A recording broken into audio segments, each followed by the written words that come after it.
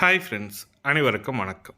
2026ல் திமுகவும் அதிமுகவும் தேர்தல் வாக்குறுதியாக நகைக்கடன் தள்ளுபடி குறித்து முக்கியமான அப்டேட் கண்டிப்பாக கொடுப்பாங்க. ஏன்னா பெரும்பாலான மக்கள் எதிர்பார்த்து கொண்டிருப்பது நகைக்கடன் தள்ளுபடி ஆகுமா? கடந்த 2021 தேர்தலில் போது பார்த்தீங்கன்னாக்கா திமுக வாக்குறுதி கொடுத்திருந்தது. அதுபோல் 5 சவரன் நகைக்கடன் தள்ளுபடி செய்யப்பட்டாங்க.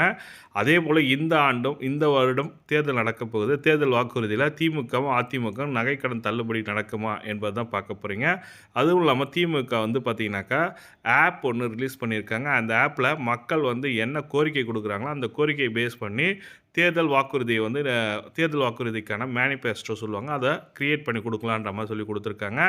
அதில் பெரும்பாலானவர் பார்த்தீங்கன்னாக்கா தேர்தல் வாக்குறுதியில் அவங்க கேட்டிருக்குது நகைக்கடன் தள்ளுபடி ஆகுமான்றது தான். அதை பற்றி முழுமையான தகவல் தான் இந்த வீடியோவில் பார்க்க போகிறீங்க. வீடியோ ஸ்கிப் பண்ணாமல் கடைசி வரைக்கும் பாருங்கள். வீடியோ பிடிச்சிருந்தால் லைக் பண்ணுங்கள், கூடிய சப்ஸ்கிரைப் பண்ணுங்கள். வாங்க வீடியோக்குள்ளே பார்க்கலாம். கூட்டுறவு வங்கி நகைக்கடன். இதில் தொடக்க வேளாண்மை கூட்டுறவு வங்கி, மத்திய கூட்டுறவு வங்கி, நிலவள வங்கி போன்ற வங்கிகளில் கடன் பெறுவதற்கு விவசாயிகள் அதிகம் ஆர்வம் காட்டுகிறார்கள். இதற்கு முக்கிய காரணம் இந்த வகை நகைக்கடனுக்கு விதிமுறைகள் குறைவாகவும் வட்டி விகிதம் குறைவாகவும் இருப்பது. வங்கிகள் வட்டி விகிதம் மட்டுமல்லாமல் மொத்தத்தில் விவசாய வட்டி சுமை குறைக்கவே இருக்குன்னு சொல்லியிருக்காங்க.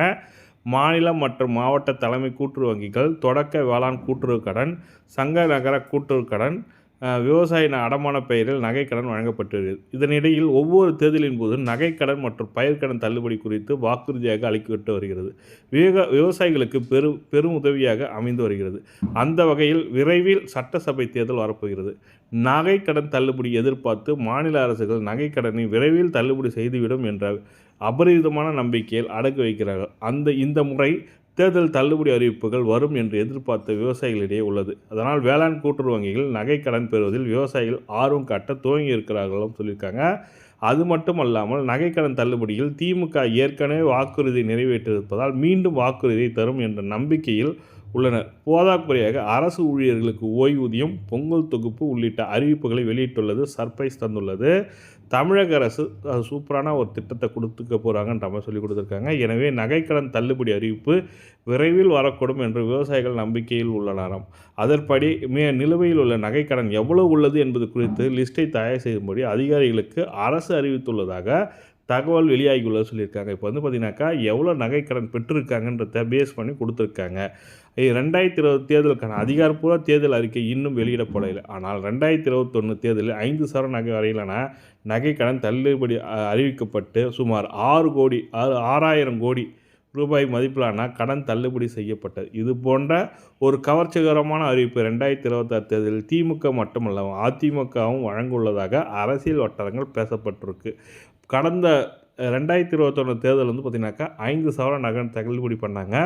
இந்த வாட்டி 5 சவரன் இல்லை, அதோட கம்மியாக தான் இருக்கும். ஏன்னா கோல்டு ரேட் தங்கத்தோட விலை உயர்ந்து கொண்டே இருப்பதனால 3 சவரனோ இல்லை 2 சவரனோ உங்களுக்கு தள்ளுபடி ஆவதற்கான மிக மிக அதிகமான வாய்ப்பு உள்ளதாக சொல்லியிருக்காங்க. நகைக்கடன் வைக்கணும்னு நினைக்கிறவங்க இப்போ போய் வைக்கலாமா சார் கேட்டிங்கனாக்கா, உங்கள் பகுதியில் உள்ள நகரப்புற கூட்டுறவு வங்கி, அந்த கூட்டுறவு வங்கியில் மேக்ஸிமம் வைங்க. அங்கே தான் உங்களுக்கு கண்டிப்பாக நகைக்கடன் தள்ளுபடி பண்ணுவாங்க. நேஷ்னலைஸ் பேங்க்லாம் வச்சாக்கா தள்ளுபடி ஆகுவதற்கு வாய்ப்பு மிக மிக குறைவு. ஏன்னா அந்த nationalise bank, Indian Bank, State Bank, Canara Bank, City Union Bank, South Indian Bank, இந்த மாதிரி பேங்க்கில் நீங்கள் வச்சிங்கனாக்கா தள்ளுபடி ஆகுமா என்பது ஒரு கேள்விக்குறியாக தான் இருக்குது. நீங்கள் கூட்டுறவு வங்கியில் ஒரு 5 சவரனுக்குள்ளே உள்ள நகையை வைக்கணும்னு நினைக்கிறோம், கண்டிப்பாக வைக்கலாம். இந்த தகவல் தான் உங்களுக்கு ஷேர் பண்ண நினச்சேன். இந்த வீடியோ பிடிச்சிருந்தால் லைக் பண்ணுங்கள், கூடிய சப்ஸ்கிரைப் பண்ணுங்கள். தேங்க்யூ.